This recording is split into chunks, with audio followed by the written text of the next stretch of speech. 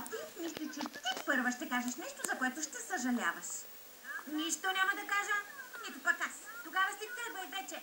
След теб.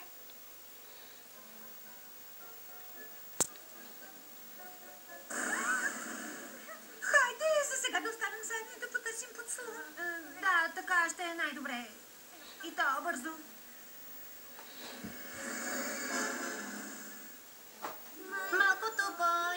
Малкото пони. Какво е дружба, се питах всеки ден. Вълшебството и ти разкри пред мен. Приключение, забавление, благородна душа и вярно сърце. Добро да правиш е лесно, нали? И вълшебство навсякъде цари. Понита мили, всички тук сме приятели добри.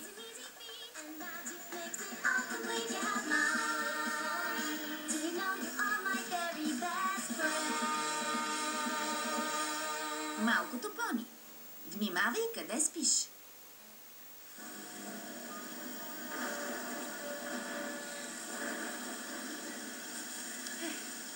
Тук отдолу е приятно и сухо до някъде. Неприемливо. Ябълчице, чаровнице. Ябълчице, чаровнице.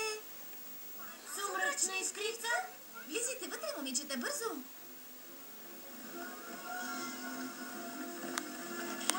Я, чакай. Опасно е да си на дърво в гръмотевична буря. Не, ако имаш вълшебен гръмотвод като моя. Влизайте. Много сме ти благодарни за поканата. Сърдечно ти благодарим за гостоприемството. Бъди възпитана гостенка и се изми, ако обичаш. Ако трябва да прекарам още една секунда с тази суетна чаровница, днес не отговарям за действията си. Каква буря? Понитата Пегаси този път надминаха себе си. Дано с ябълчета стигнете без проблеми до вкъщи. Може и да имаме проблеми. Може да останете и тук. Спайки е в Кантерлот по царски въпроси. Тази вечер съм самичка вкъщи. Останете да спите тук с ябълчица. Ще си направим пижамено парти. Винаги съм искала да опитам. О, божичко! Тази вечер имам друг ангажимент, за който съвсем бях забравила. Аха, колко съм глупава. Не мога да остана цяла нощ тук с ябълчица.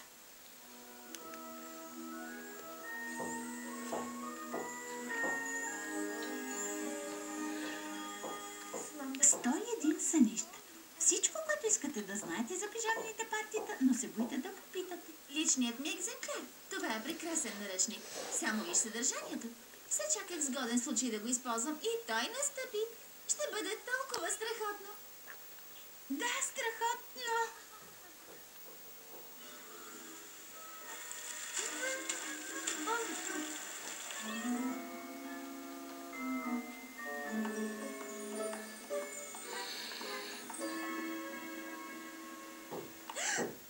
Какво е това за Бога?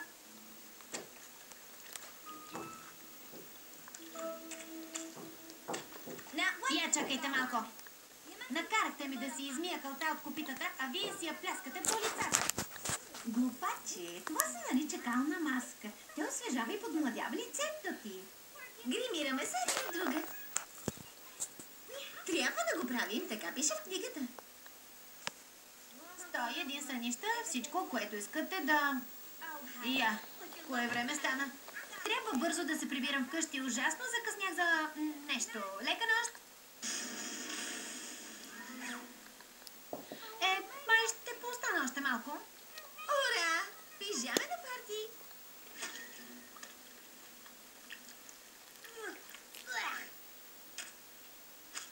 За какво служат пък тези? За да премахват турбичките под очите, разбира се. Турбички под очите? Знаеш ли колко са вкусни? Не е ли вълнуващо? Ще правим всичко, каквото пише в книгата и пижаменото парти ще бъде много забавно. Чули това, ябълчице? Не бива да правиш нещо, което да съсипе първото пижамено парти на сумрачна искрица. Разбра ли? Разбира се, това важи и за теб, мисля. Разбрахме ли се тогава? И още как. Гадост! Едно е да си мърлев, но съвсем друго е да си невъзпитан. Едно е да си суетна, но сега вече ми лазиш под нервите. Защо щастие аз мога да се разбера с всяко пони, колкото и да си и на ти. Така ли? Аз пък съм най-разбирателното пони, което някога си виждала. Това дори не е дума. Ще бъде страхотно пижамено парти. Ура! Ура!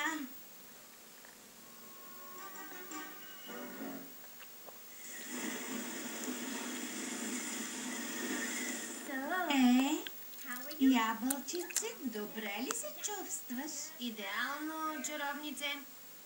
Това е страхотно. Гримиране, отмятам го. Трябва да си разказваме истории за духове. Кой ще първи? Аз. Искам да ви разкажа ужасяващата история на превзетия дух, който подлудявал всички с ненужната си спретнатост. Но вие сигурно я знаете. Не съм я чувала, но имам много по-добра. Ужасяващата история за мърлявия, нетактичен призрак, който дразнал всички в радиус от 100 километра. Това не е истинска история. Ти си я измисли. Нали история за духове? Те всички са измислени. Аз знам една. Нарича се Легендата за коня без глава. Била тъмна, бурна нощ, също като тази. 3 понита си правили пижамено парти, също като нашето. И точно когато последното пони си помислило, че е безопасност, какво мислите е видяло? На сантиметри зад себе си. Коня без глава!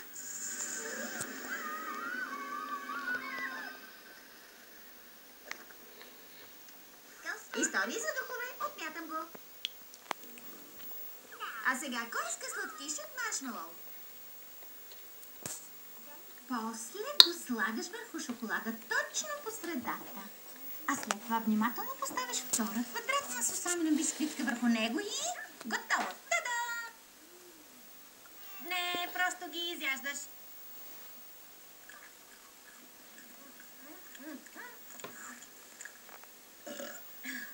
Можеш и поне да кажеш извинете ме. Щях да го кажа, но ти ме прекъсна. Пардон. Сладкиши от маршмелоу. Отмятам го, а сега ще играем на истина или предизвикателство. Предизвиквам ябълчица поне веднъж да направи нещо внимателно и спретнато. Така ли? Аз пък предизвикам чаровница да престане да се вмънячава върху всяко досадно дребно детайлче. Поне веднъж. Според мен истината е, че едно пони трябва да обръща повече внимание на детайлите. А според мен истината е, че едно пони трябва да престане да се суети, за да можем останалите да си вършим работата. Играта не се играе така. Трябва да отговорите искрено на всеки въпрос и да направите онова, за което ви предизвикват. Предизвиквам те да излезеш навън и да оставиш чистичката си спретната грива пак да се съсипе. Длъжна си. Такова е правилото. Е, добре.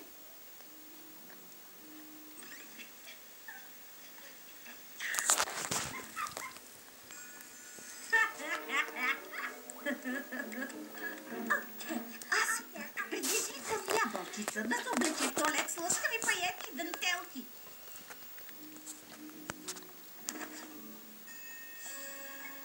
Доволна ли си? Много. Няма ли да дойде и моят ред? Предизвиквам те да участваш в следващото родео.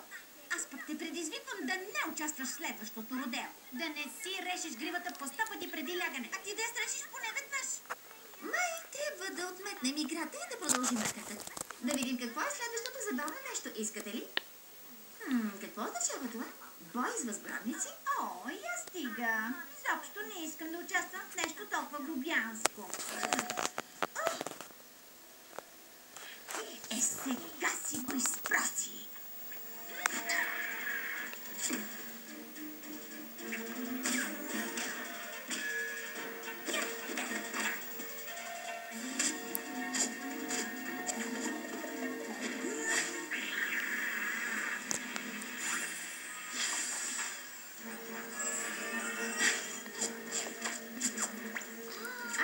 Сега разбрах. Бой с възглавници. Колко забавно. Момичета, може би не толкова силно? ако и тя спре. Тя започна.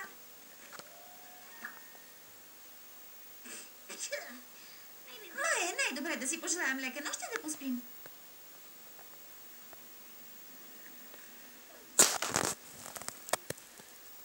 Дръж си камните копита от твоята страна. Питата ми не са камни, но бяха. Може да е останала малко кал по тях. Не е останала, виждаш ли? А сега кой не мисли за другия? Трябва да оправя леглото, за да изпъна одеялото. Ставай!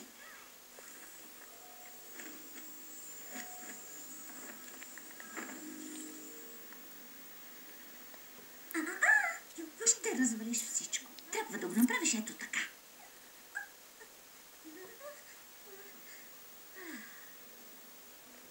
Сигурно. Няма да стане. Джеронимо! Направя го нарочно. Ами? Да. Стани, за да го правя пак. Не те чувам, вече спя.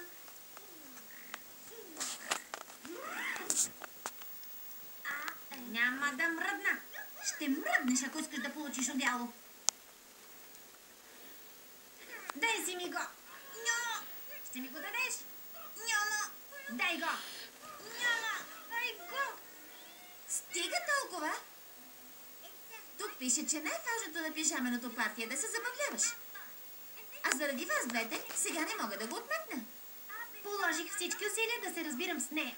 Не, аз положих всички усилия. Не, аз бях. Не, аз. Дано сте доволни сега и двете. Провалихте първото ми пижамено парти. Гримирането, сладките, играта, боя с възглавници. Има ли още нещо, което може да се обърка?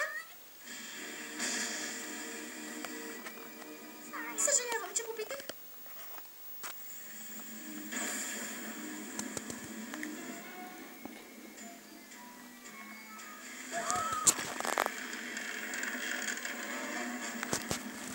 Видя ли сега? Ето защо трябваше да свалим всички пречупени клони в града, а не да ги лепим. Но аз махни се от пътя ми и губим време. Чакай, спри, не дей! Няма да чакам и няма да спирам. Ще си свърша работата. А това, приятели, се нарича да си свършиш работата.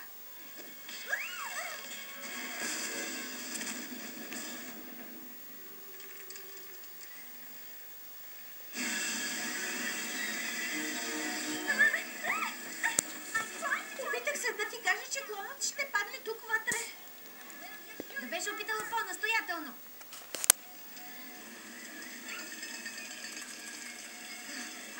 Ужасно съжалявам, Искрице.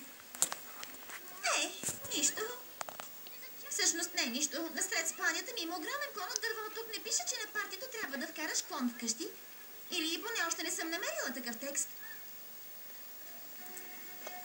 Какво правиш там, за Бога? Разчиствам бъркотията, която направи едно пони. Кое ли беше то? А, да, ти! Трябва да направим нещо. Сладкиши, приятели. Нищо не пише за клони.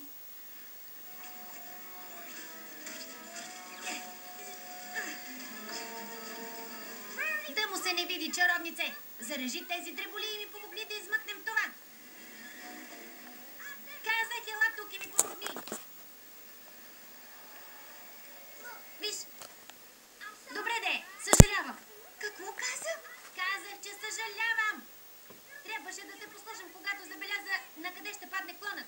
Досадното ти вглеждане в детайлите щеше да ни предпази от тази каша. Но сега трябва да престанеш да се суетиш с тези дреболи и да ми помогнеш да преместим единственото голямо нещо, което е от значение. Моля те! Хайде! Но цялата ще си изцапам. Да му се не види. Какво? Тоест, да, цапането често е страничен ефект от тежкия труд. Но трябва да го преглътнеш, защото не мога сама да се справя с кашата, която забърках. Нуждая се от помощта ти.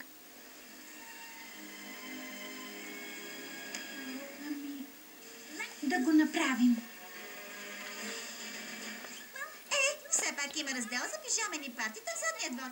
Това ли правим? Ще лагеруваме ли?